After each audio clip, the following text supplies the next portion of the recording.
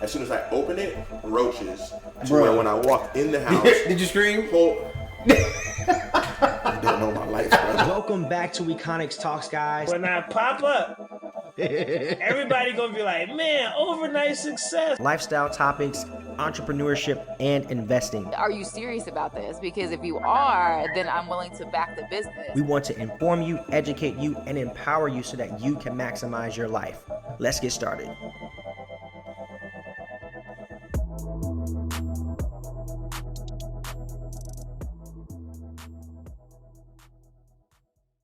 What's up, everybody? I want to give a huge shout out to all the new supporters that have joined us this year, and I can never forget my day one, so shout out to y'all too.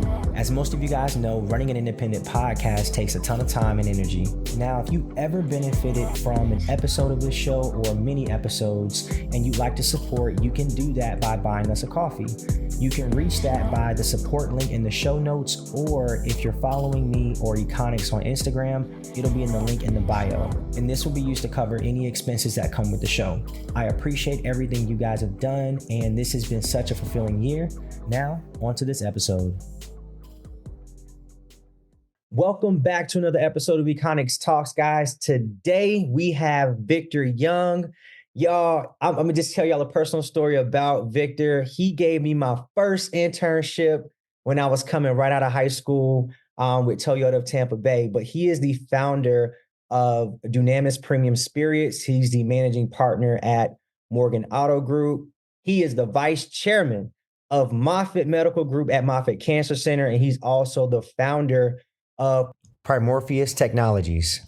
Victor, with that being said, thank you for coming on the show today. I'm super excited to kind of get into some of what you've been working on lately. So first question I have for you, just tell us a little bit about yourself and just kind of your upbringing and how that kind of spawned you into entrepreneurship.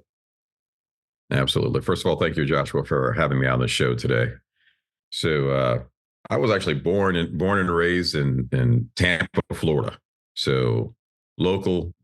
Grew up in the Nucio area. They actually call it the Fish Bowl because all the streets in that neighborhood I grew up in are named after fish. So I lived on Cobia growing up, and my brother lives on Tarpon, and you know, you have all these fish names. So local, you know, family was just hardworking. My dad, you know, had an irrigation and landscaping company, grew up working for the family business. So that's really where I got a lot of my initial experience, you could say, being an entrepreneur, was watching my dad and supporting the family business. That's awesome. You know, I figured it came from somewhere. A lot of times when you see, you know, people that get into entrepreneurship at a very young age, they've been influenced by some family member, somebody close to them, right? So that's pretty cool. Now, I tell people this all the time. When you want to build wealth or you want to build something in your life, you got to start with one branch. You got to start with one stump. And then, you know, for that, for you, that was the automotive industry. So can you kind of tell us, you know, kind of what spawned you to go into that industry? Because obviously you built a lot there that kind of opened up the world to you. So just tell me about that experience. Absolutely. So I didn't grow up thinking that one day I want to be in automotive. It wasn't that. Right. I will say from the time I was 10 years old, you know, I had my first mini bike, you know, go-kart when I was 12, dirt bikes, you know, built my first car when I was 15. I was always about, you know, transportation, custom rides, went to races. So that was a part of my life growing up. At the time, I didn't know it would become a part of my career and my future. So my first job was actually at a Fox affiliate, and I started my career in television and radio. So I worked for Fox before Fox 13 was Fox 13. It was Fox 28 in Tampa. So worked in production, master control, was a switcher, did voice work. Worked at Sports Radio 910, was a producer and on-air personality for Scott Brantley and Bob Huco in the mornings on a morning show. Worked for WTMP, worked on nights, worked days. Actually had a quiet storm back in the day. It's funny thinking about, you know, the pre-automotive Victor. And then you had a lot of the consolidations happen, and a lot of stations changed at that time. Compensation, syndication was a huge thing. I remember we start piping in Tom Joyner morning show instead of having our own morning show, and bringing in Keith Sweat's Quiet Storm. Every time you syndicated, you lost personality. So between Sarbanes-Oxley, acquisitions, syndication, I found myself reinventing myself. So I accidentally found myself in the car business, and because of my background as an entrepreneur, my upbringing, and solid communication skills from being in entertainment, television, radio, it really catapulted me through the business. So I always say to everyone everyone has a very unique set of skills. Every individual has something inside of them that makes them a little bit more qualified or talented or skilled than the next person. If you're able to embrace that instead of running from it, you can monetize it. A lot of people are ashamed or afraid of their backgrounds, and they're so thirsty for the new thing that they forget about the valuable asset that's already planted inside of them that they can actually monetize. Yeah. And that's valuable information, because a lot of times, people, I say this to people all the time, all you have is all you need.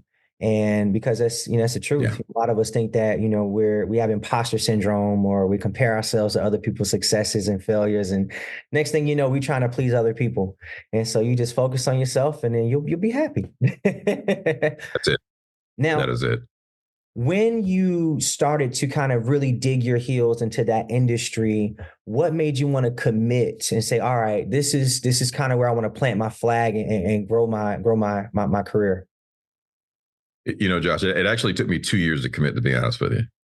And that's my first 2 years, I hadn't committed. I didn't tell anyone what I did. I didn't tell anyone where I worked. I just, I'm going to be in this, do these car sales, and I'm going to go to a bigger radio or television market. I'm going to get a different job on air. I'm going to do this. I'm going to do this. And I excelled in automotive so rapidly that, looking at my paycheck stub one day and my commissions, I realized I'm making more than most, highly skilled, educated, PhDs that are walking through this door buying my product. Right. And at that point, it was a problem. It presented a problem. So now my dream of moving to this other industry and getting back into this role, it evaporated, because I wasn't willing to give up the amount of wealth that I was able to start creating for myself. And so I started looking at myself differently. Instead of looking at myself as a salesperson, I started to envision myself as an investor. My job was only a vehicle that allowed me to create wealth and income that I could reinvest into other ventures, whether it's real estate, education, stocks, whatever it could be at that time. So I started to look at myself differently at that point. So I want to put a pin in that, because you said something very significant there. You said you had a shift in your mindset, like your values started to change. So can you kind of describe what was going on in your life at that time that kind of was like, you know what, I need to reevaluate some things, because my decision-making process might not get me to where I want to go. So what were some of those things that you were kind of really focused on at that time? So, it's funny, because we're all products of our environment, right? Even just a comparison. So someone contracts an illness or disease, right? And it could be from an accident. It could be from something genetic, right? Genetic rather. Or it could be something that's environmental. And I remember the first time I heard the term in a clinical environment, it could be environmental. I'm like, well, that's odd. What does environmental mean? The water you drank, the food you ate, the power lines that you grew up next to, a chemical that you were exposed to in a factory that you worked at. There's so many things that can affect you environmentally that can cause abnormal gene mutations or cell mutations. And so if something environmental can cause a cell mutation in the body that's as simple as a liquid, then what can we do with something as powerful as our words and the pressure around us mentally and emotionally, right? Mm-hmm. So I start realizing that things like the individuals that I was around, a lot of academians, a lot of really smart people. And so I put pressure on myself because I knew that I wanted to be smart.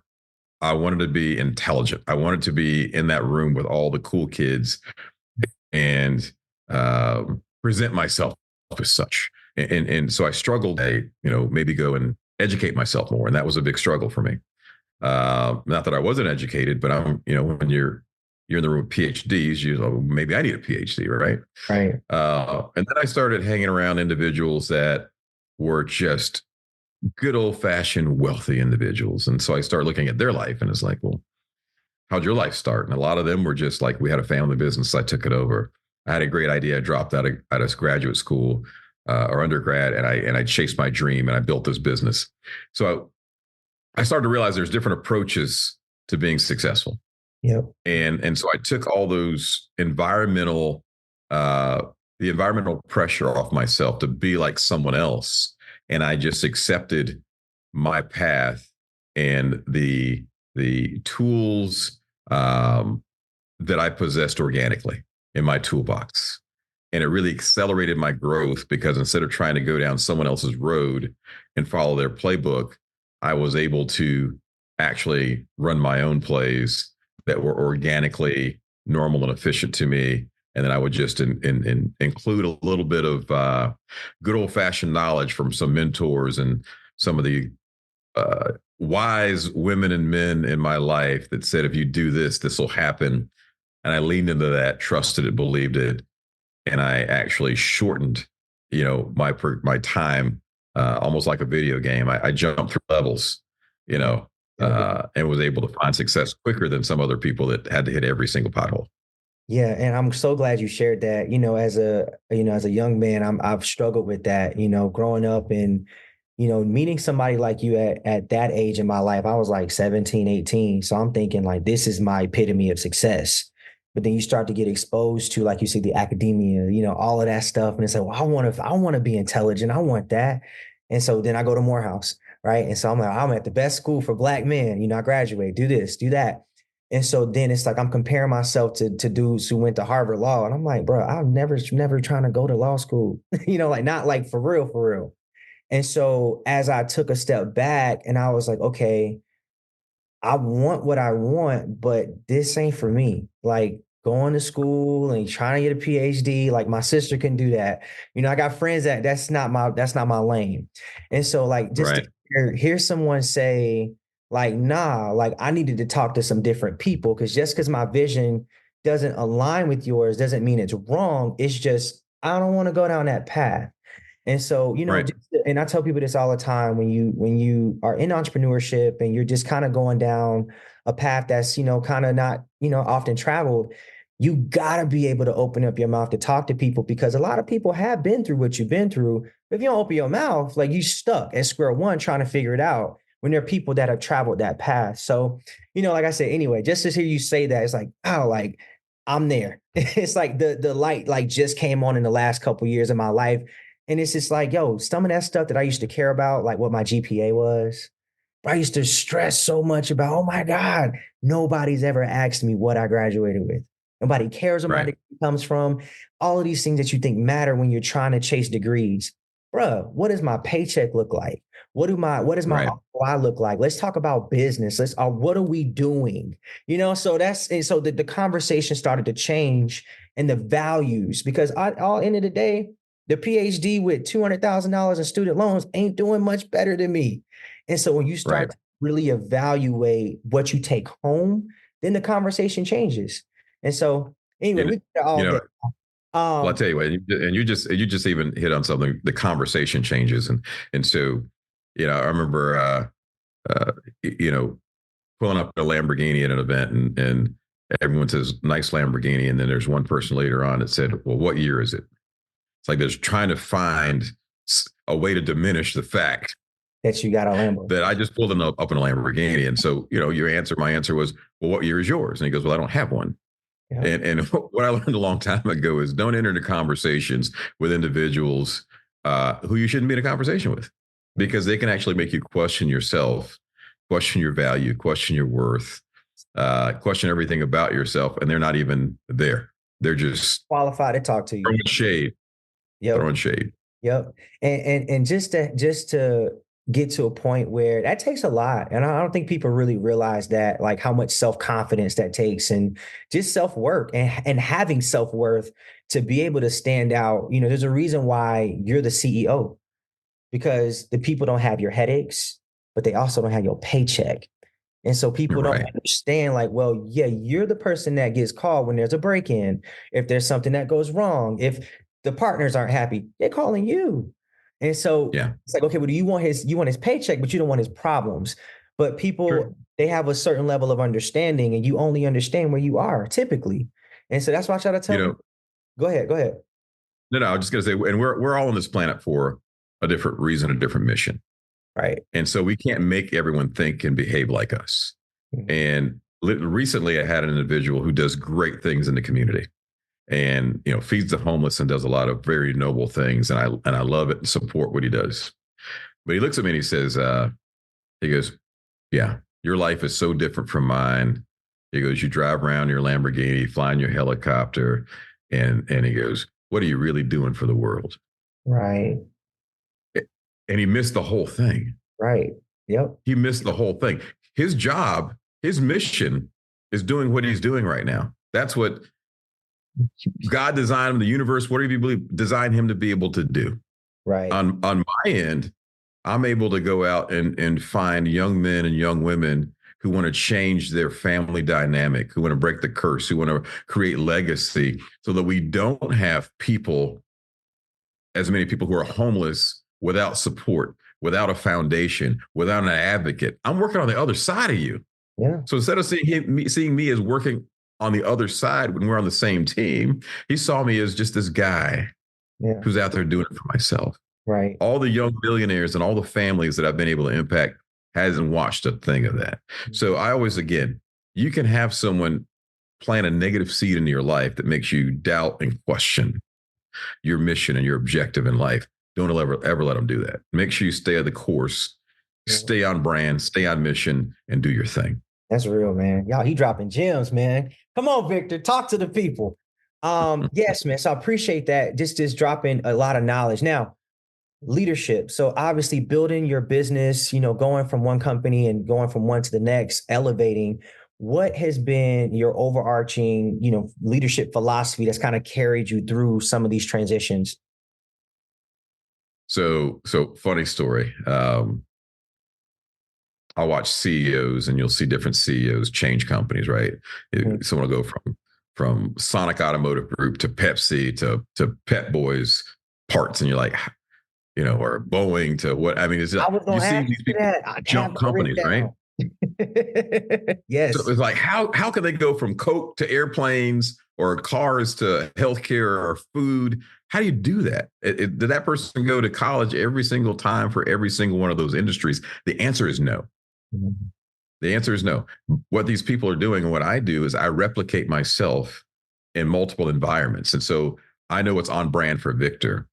And when an organization needs the skill set that I have, I'm able to catapult them in light years ahead because I'm so focused and so good at what I do. Now, can I walk into Moffitt Cancer Center, walk into a surgical room and glove up and save a life? No, there'd be bodies everywhere. I would probably be in prison, right? Yeah. So, but what I can do is I can see things from a different vantage point and POV that a surgeon or a researcher can't see because they are saving lives. They're doing something that's very important at the time. And so they really don't have the POV to step back and me to see like our P24 initiative, Patient 24. How can we intake and process and improve the environment and the process for patient, or recruiting a world-renowned expert and being a part of the recruiting process, or whatever it may be, using medical information technology to allow more patient throughput without killing a physician's clinical or research time, right? Mm-hmm. So a different POV with a different mindset allows you to be very effective in different environments, whether it's automotive, whether it's Primorpheus Technologies, whether it's Dunamis Premium Spirits, and I'll look at my background in film, television, and radio. I had a film company, just sold my interest in Digital Caviar last year back to the partners. And but before that, it was Victor Young Productions. We combined the companies. We were Digital Caviar, and we made movies for Ambi Pictures, Grindhouse, Disney, Lionsgate. And all that experience from my production days, whether it's all the way back to radio, television, and through film, went into building my brand, my bourbon brand, Dunamis Interstellar Bourbon, the Dunamis brand itself, the overarching power brand, Bianca Supreme, Barrel Aged Rum, Zulu Hotel Airman's Gin. All these products were born and birthed on my lifelong journey and experience, and it went into this new company. That's so cool. That's so cool. Yeah. I wanted to ask you a follow-up to that because you spoke on something. I told you I wanted to hit on that earlier because I wanted to ask you, because looking at your resume, looking at, your background, you've been to a lot of different industries. So what's the common factor that you've been able to identify? Okay, I don't care what business you're in. These are your core key, KPIs that you need to follow that is transcendent on any business. What are some of those things that kind of transcend no matter where you are? It's funny because before you even get to the KPIs, you got to go back to the mindset. Mm-hmm. So one thing that I've been known as in every single business or industry I've been a part of is I am 100% fair across the board. I don't have favorites. I don't have cliques. I don't have buddies. I don't have a team that I drag through the door and fire everyone else. People know that when I arrive to create continuous improvement cycles, to inventory our assets and our challenges, and we're gonna put together one heck of a game plan. So the first thing is you've got to take inventory.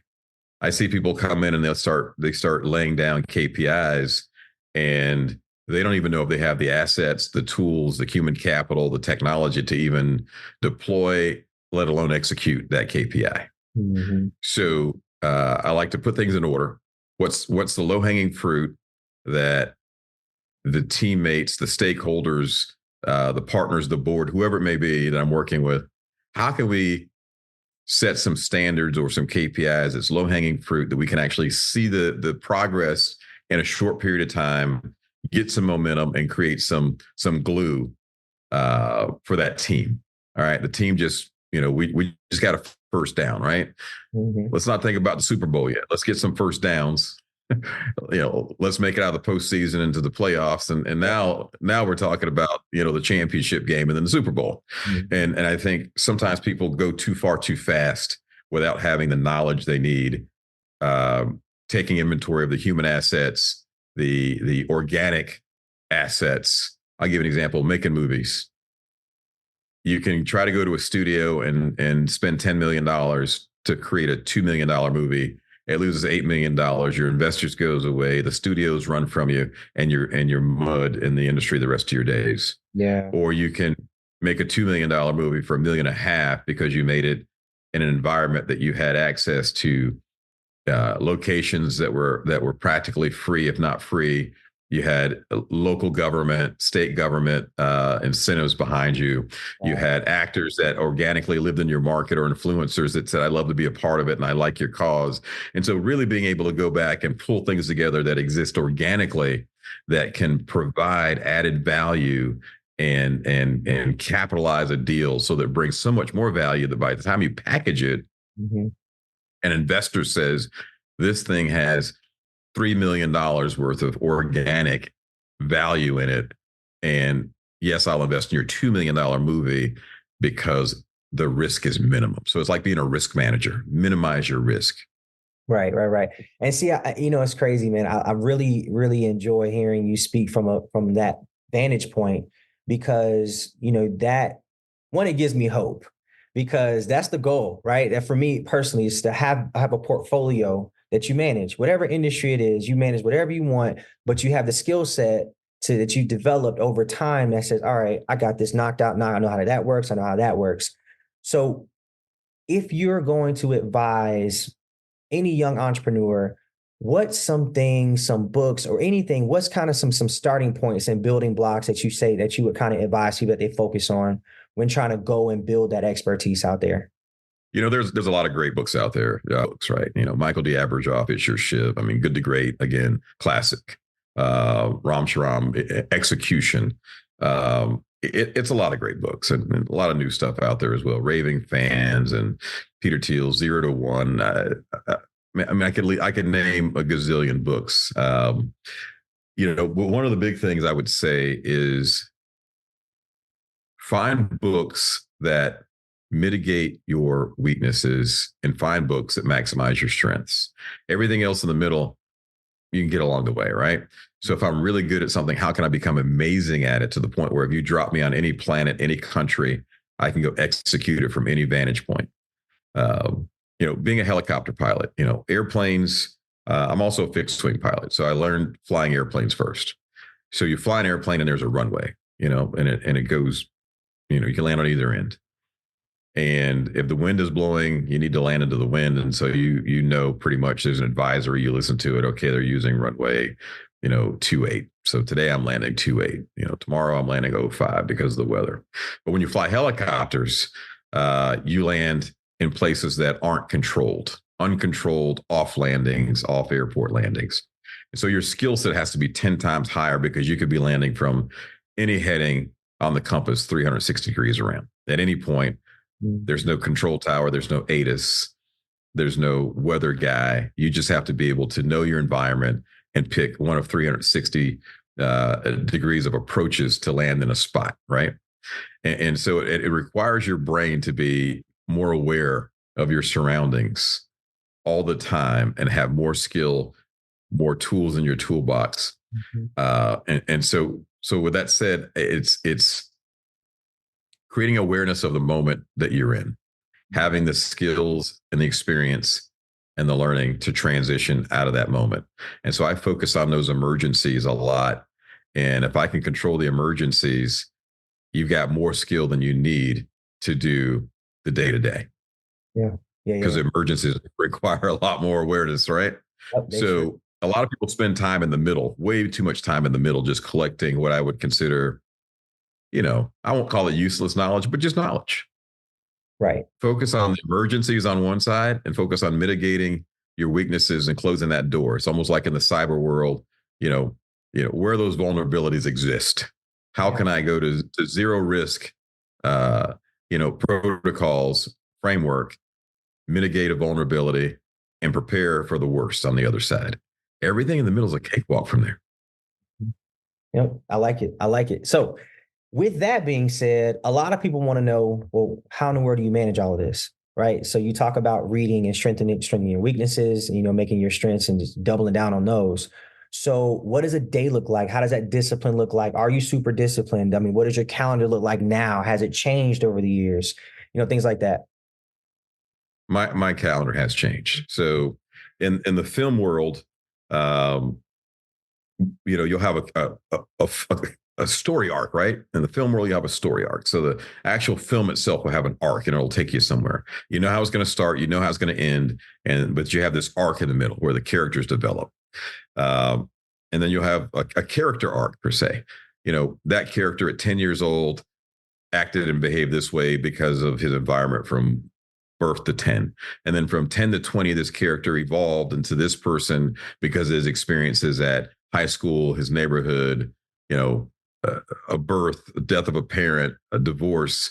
And then from 20 to 30, this character evolved again based upon, graduating college or not. They got married, they had kids, they went to prison, they won the Nobel Peace Prize. And so everyone develops over time and changes. And so things that were important to them in that time and moment evolves. Individuals who are able to have a true character arc and let things go that no longer have value in their life always do better than people who try to hold on to everything.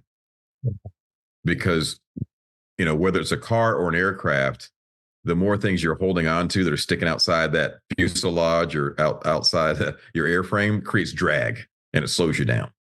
So you got to be able to drop things that no longer have as much value and pass it on to someone else happily, or let it die by the roadside and bring on something different and new into your life, and have the courage to be able to do that without people thinking that you just failed, or looking at yourself like you just failed. You outgrew something.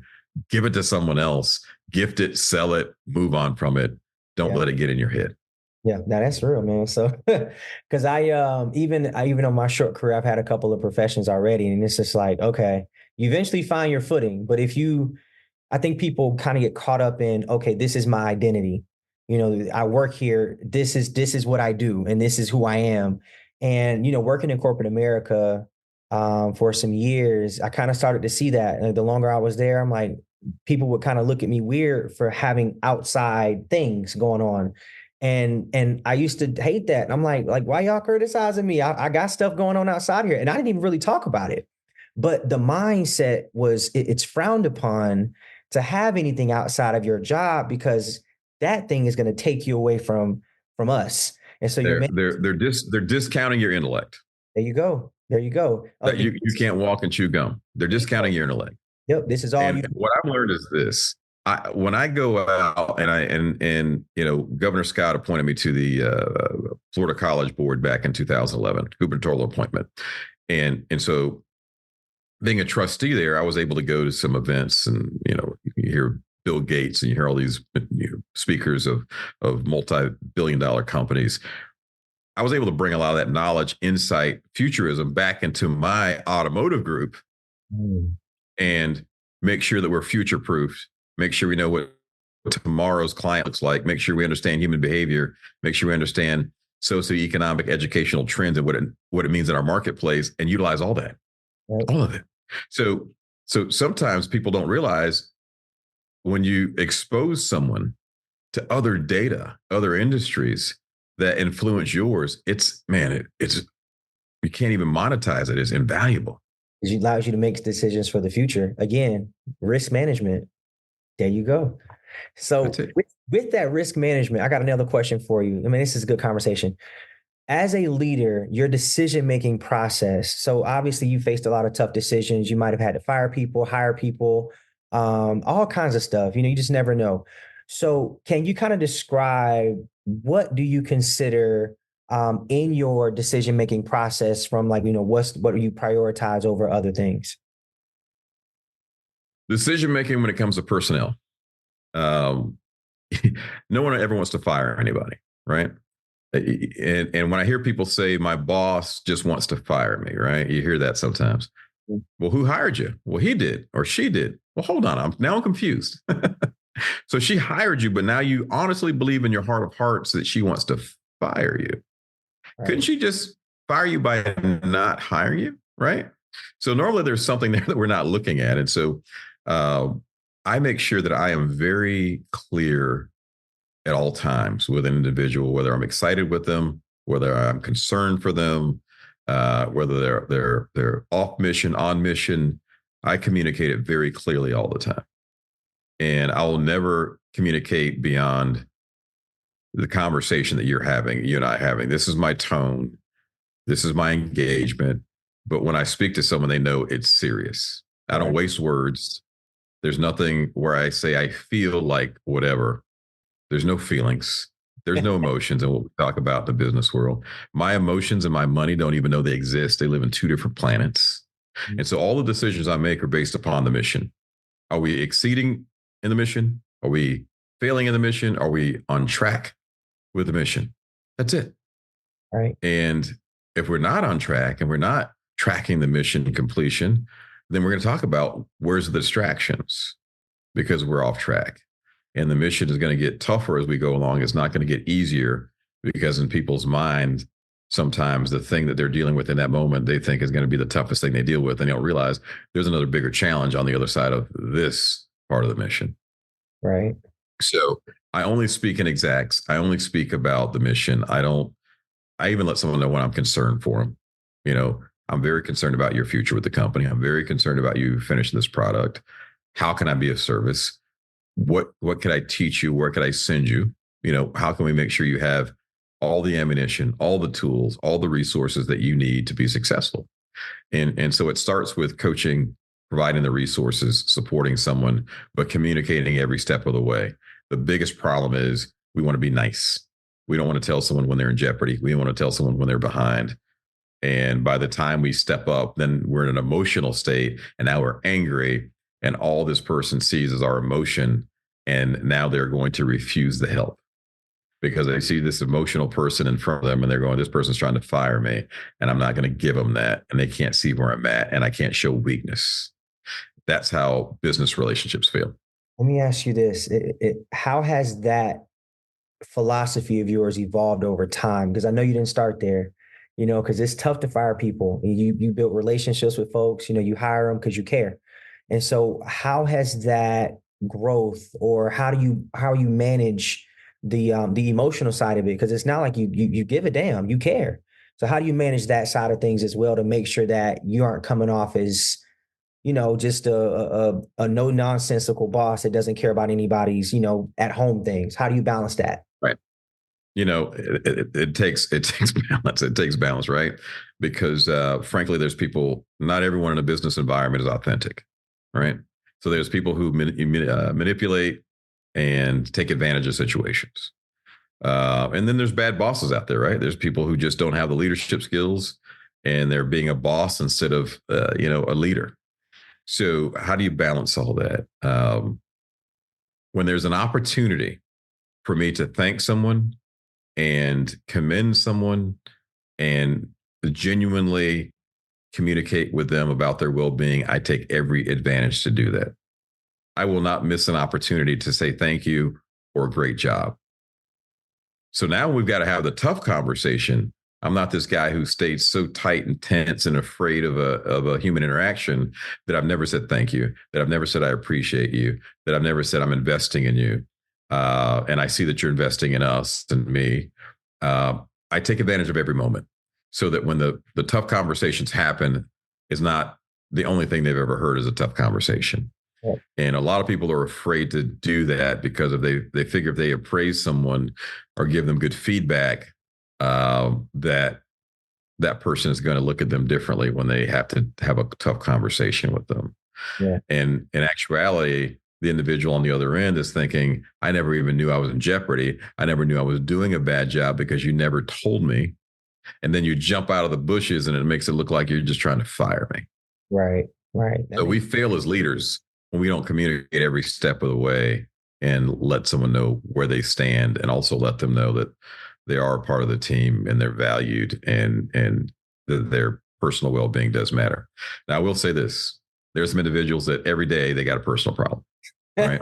And you say, how's your day? Man, you got a 20-minute dissertation of something happened and you'll get to your point where you're like, I'm never going to ask that person how their day was ever again. Yep. So this goes back to the team and hiring people. Years ago, there was an individual that I helped with an opportunity. And when the door opened, this individual wasn't ready. And it was embarrassing because they told me if I could just get to this point, I could change the world. And I really put myself out there and help this person. Come to find out, he couldn't leave the state. He had issues with his driver's license and child support and all these things. And meanwhile, he's got this big opportunity in another state and he can't even get there. Wow. And so I learned in that situation, this is years ago, that I won't invest in someone past a certain point until they're already on the flight deck, pre-flight, fueled up, and packed and ready to go. You have to be ready before I make the investment, not you get to become ready after I get you there. Right. So I just reversed how I vet an individual and when I give them, my chronological assets, my time assets, my resource assets, whatever it is that I'm putting into that person, funding, I make sure they're ready to go. They've been vetted, and I know they can take advantage of the opportunity when it presents itself. And that comes with life experience, because when you start investing in, honestly, Victor, it's more or less one of those things when you start doing the work, on, yourself, and you start to really develop and kind of make decisions on your own, it's not like you're criticizing others, but you understand what it takes to get to a certain level. So Right. it's okay, well, it's not that I don't want to help you. It's just you're not serious yet. I know you Right. weren't serious because I know when I got serious, so you start to make these different connections about how people approach whatever they're going after. And it's like, all right, yeah, you're ready now. So it's just to see that, like, all right, that's a decision making process that you go down. When people talk about mentorship and how, you just ask somebody to be your mentor. It doesn't work like that. You got to earn that. Like, why is a millionaire? Why is a person why are they giving you their time? What value do they receive? People think that mentorship is a one-way street. No, it's a two-way. Absolutely. It goes both ways. And it's not necessarily have to be monetary, but if you're giving somebody your time, you want to see this Time is money. There you go. Period. And so that's cool. Now, I got to get you out of here by 2. So I got 10 quick questions. I want to ask you some fun ones, quick hitters. So here we go. We call these the Econics 10. My first question for you is, what would you title this chapter in your life? Wow. That's a good one. The chapter that I'm in my life. This is rated G. No, It's not. I'm at a chapter in my life where it's just no BS. I feel you. No BS. Yeah. If you're not ready, don't talk to me. We don't live that long. This life is shorter than we think. And I'm in my early 50s, and unfortunately, my mother and father passed away at 74 and 75. Wow, yeah. So I look at this like this is the last third of my life. If I,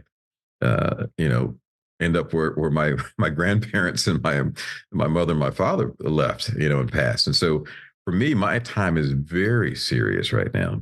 Yeah. I won't allow anyone to waste it. Yeah. And so, no BS. I like it. Number 2, what superpower would you have? You talked about story arcs, man. I'm an anime lover. I love stories. So what superpower would you have right now? Wow. My superpower.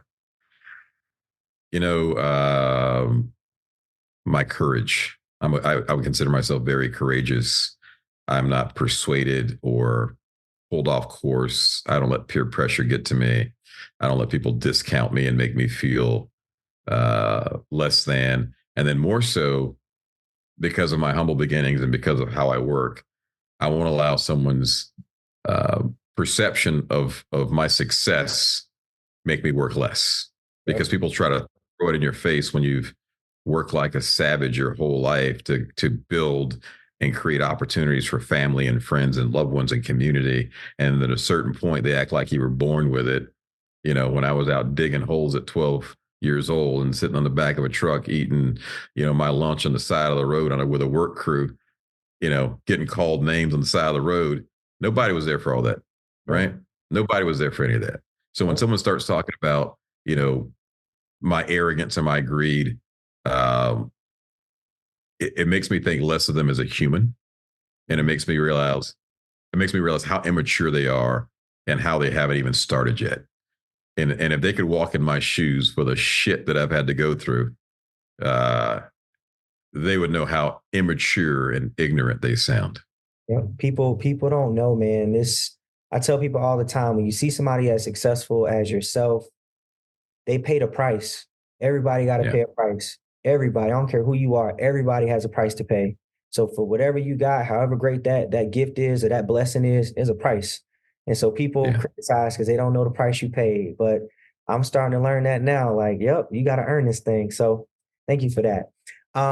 Number 4, if you weren't doing this, if you were not, you do a lot of stuff, but if you weren't doing this, what would your other profession be? So I fly for myself personally. If I weren't doing this, you know what? I like to just hang out on the airport with my helicopter, my Jet Ranger, and fly people to Key West and to the beach and just do something fun, do some life flights, do some Make-A-Wish flights. I just fly people around, have conversations, invest my time and experience in the cockpit on the way. And I do that. I like that. That's cool. Number 5, you got 5 dinner guests, dead or alive, coming to your table. My goodness. Wow.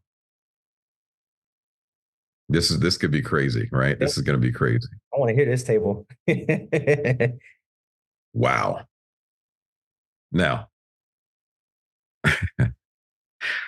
this really is going to sound crazy. However, I look at history, and based upon history, I look at leaders who've done good things. I look at leaders who've done bad things, and I look at people who have evolved and had a character arc during that time period. So I give an example before I give you my list. You have Napoleon, who actually started with good intentions before he had his excessive compulsive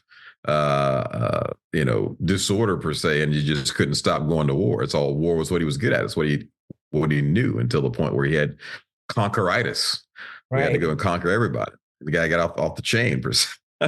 Yep. So look, Jesus will be at the table, because I've got questions. I don't know if he was always the peaceful guy that we make him. I think Jesus might have been a little bit tougher than we think. I think yeah. Martin Luther King. Yep. Malcolm X. He had a story. I was hoping you said him. He had a story. Their art changed too. Yes, he did. Yep. Right. Gandhi. Another one. Mm-hmm. Who would be number 5? Wow, yep. That's a good one. Number 5. I'm going to give number 5 to Dead or Alive, Have Dinner. You know what? I'd bring my dad back. I'd bring my dad back. So many things I've learned that he taught me that I didn't understand until way after he passed. And I just want to be able to tell the old man, thank you. I get it now. Yeah. And I think there was a lot more he could have taught me that I probably prevented him from teaching me, because I was hard-headed along the way. And I made the transfer of knowledge between him and I more difficult than it could have been. Thank God I got enough of it, but definitely so. Yeah, it's crazy, because you probably got the lessons. They're there. You just didn't realize them until that time came. It's like, hey, my dad did teach me that. Yep. It's crazy how that goes. And today is my dad's birthday. And I tell you what, it took me 7 years after he passed not be able to cry when I brought his name up. I mean, he had an impact on me that I didn't realize when he was alive. That's what's up, man. That's what's up. My dad passed in, I think I'm going on 8 years now. It's crazy. Feels like it's yesterday. Number 6, who is your celebrity crush? Jeez, my wife won't let me have one, man. Man, all right, cool. The wife is it. That's all. That's cool. Safe answer. Number 7. That's it. Tia Young. That's my celebrity crush. There we go. All right. Something that the average person would not know about you. Wow. Something the average person wouldn't know about me.